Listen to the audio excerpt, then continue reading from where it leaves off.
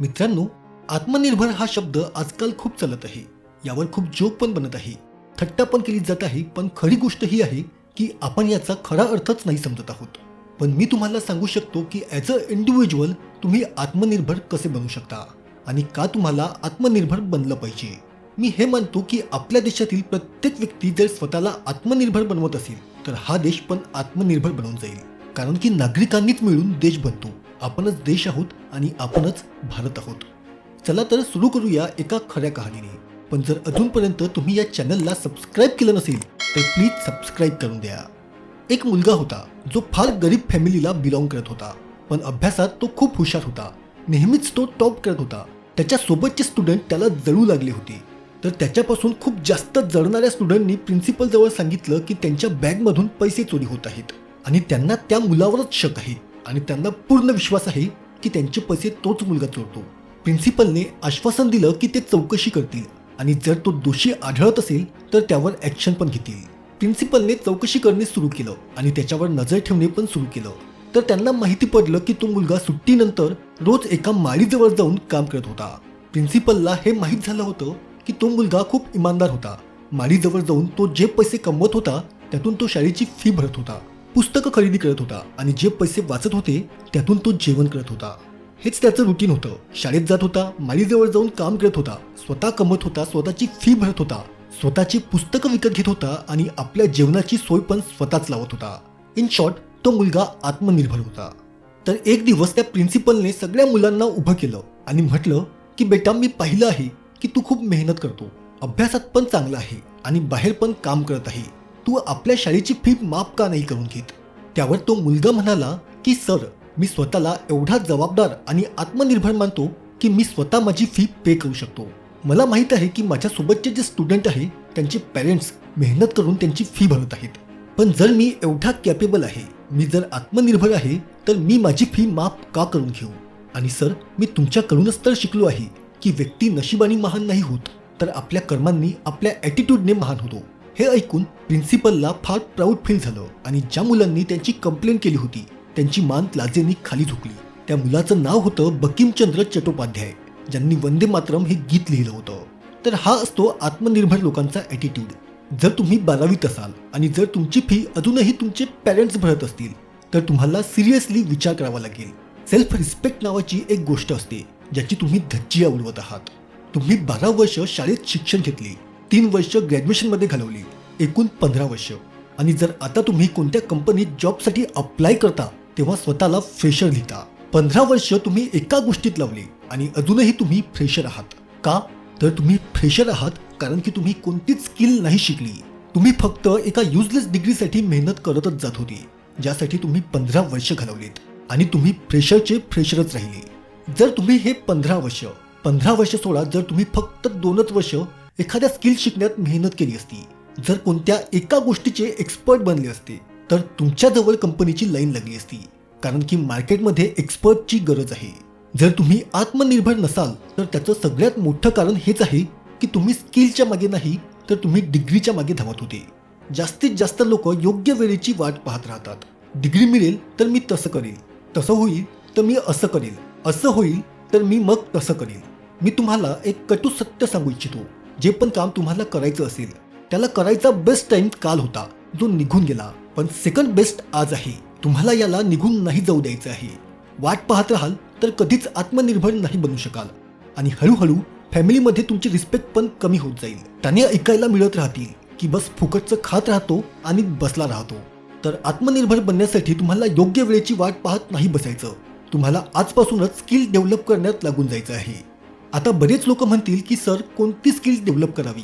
तर तुमच्याजवळ एक खूप कामाची गोष्ट आहे ज्याला मोबाईल म्हणतात आणि त्यामध्ये एक इंटरनेट नावाची टेक्नॉलॉजी आहे ज्यामुळे तुम्ही हा व्हिडिओ पाहत आहात.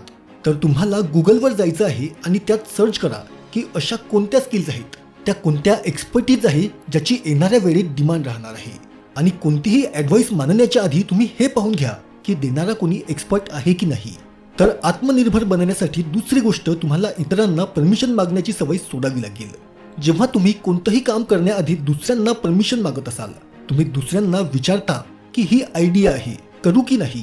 हीच गोष्ट तुम्ही वारंवार करता आणि होतं काय, त्यांचं उत्तर ऐकून तुमचं मोटिवेशन संपून जातं आणि तुमच्यामध्ये जो जोश होता तो पण संपून जातो. तुम्हाला आत्मनिर्भर बनायचं असेल तर तुम्ही स्वतःचा आवाज ऐका, आपली इनर व्हॉइस ऐका आणि ते करा जे तुम्हाला वाटतं की तुम्हाला काय करायचं आहे. तर परमिशन घ्यायला जाल तर पस्तावत राहाल. तिसरी गोष्ट, स्टीफन कॉवीची book the 7 habit of highly effective people मधून एक स्टोरी मी तुम्हाला ऐकवतो. एक व्यक्ती एका जंगलातून जात होता. तिथे तो पाहतो की एक लकडहारा आपल्या आधीने झाड कापण्याचा प्रयत्न करत होता. तो खूप त्रासून गेला होता. त्याच्याकडून झाड कापल्या जात नव्हतं. तो त्या झाडाला शिव्या देत होता, रागावत होता, कारण की तो मेहनत तर खूप करत होता पण झाड कापल्याच जात नव्हतं. तर त्या व्यक्तीने त्या लाकूड तोड्याला विचारलं की भाऊ काय झालं. तर तो लाकूड तोड्या म्हणाला की माझ्या आरीला धार नाही, त्यामुळे झाड कापल्या जात नाही आहे. तर तो व्यक्ती त्याला म्हणतो की तुम्ही याला धार का लावून नाही घेत. तर तो लाकूड तोड्या म्हणतो की धार लावून घेण्यासाठी मला कटाईचं काम थांबवावं लागेल. तर तो व्यक्ती त्याला म्हणतो की जर तुम्ही आपल्या आरीमध्ये धार लावून घ्याल तर तुम्ही लवकर आणि जास्त झाडं कापू शकाल. त्यावर तो लाकूड तोड्या रागाने म्हणाला की माझ्याजवळ वेळ नाही. तो व्यक्ती समजला की याचं काहीच नाही होऊ शकत आणि तो तिथून निघून गेला. ही स्टोरी आपल्या सगळ्यांसाठी रिलेव्हंट आहे. जेव्हा आपण कोणते काम नाही करू शकत, कोणते काम आपल्याकडून बरोबर नाही होऊ शकत, तर आपण जीवनाला कोसू लागतो आणि स्वतःला डेव्हलप करण्याच्या जागी, स्वतःला चांगलं बनवण्याच्या जागी आपण तेच बिना धारवाल्या आरीने झाड कापतच राहतो आणि परेशान होत राहतो. असे करणे बंद करा. थांबा, आपल्या आरीला धार लावा, जास्त इफेक्टिव्ह बना, तेव्हाच तुम्ही आत्मनिर्भर बनू शकाल. चौथी गोष्ट सेम बुकमधून, आत्मनिर्भर बनायचं आहे तर प्रोएक्टिव्ह बना. प्रोएक्टिव्हच्या विरुद्ध असतं रिॲक्टिव्ह. हे दोन्ही नक्की काय असतं हे मी तुम्हाला एका उदाहरणावरून सांगतो.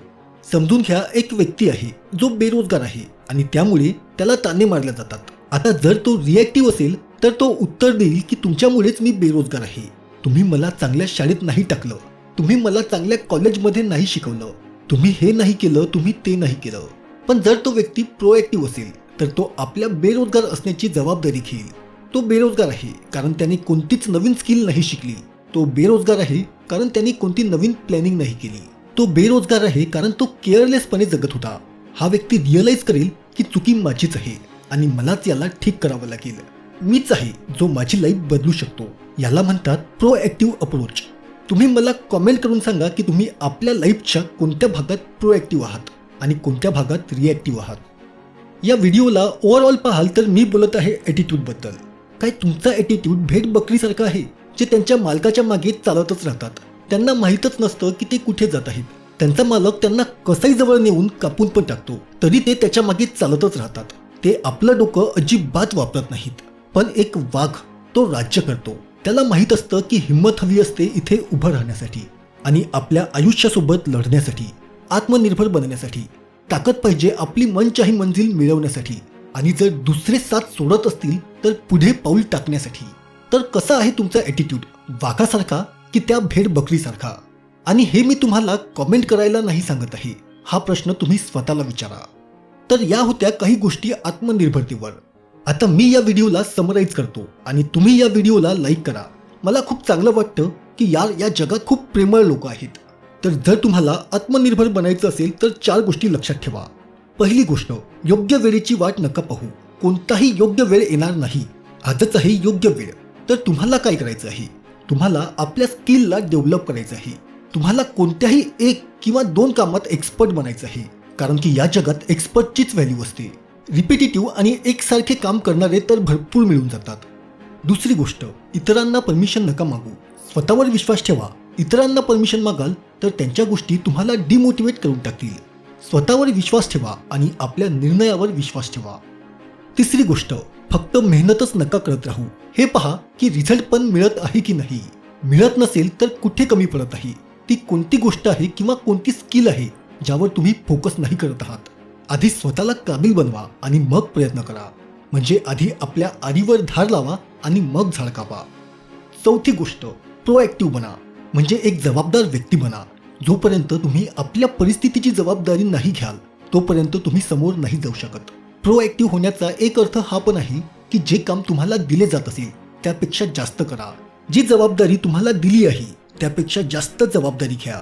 जेव्हा तुम्ही तुम्हाला दिलेल्या कामापेक्षा जास्त काम करता, जास्त जबाबदारी घेता, तर लोक तुमच्यावर डिपेंड होऊन जातात आणि जेव्हा लोक तुमच्यावर डिपेंड होऊन जातात तेव्हा तुमची व्हॅल्यू वाढते, आणि जेव्हा तुमची व्हॅल्यू वाढते तर तुमची इज्जत पण वाढते आणि तुमची इन्कम पण वाढत जाते.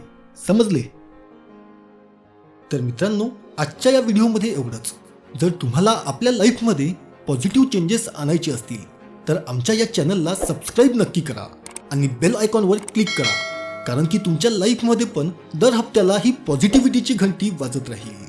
आणि या व्हिडिओला आपल्या फ्रेंड्स आणि फॅमिलीसोबत शेअर नक्की करा, कारण की हा व्हिडिओ जेवढा जास्त शेअर होईल मी समजेल मी तेवढ्या लोकांची काही मदत करू शकलो. तर धन्यवाद मित्रांनो. जय हिंद. वंदे मातरम.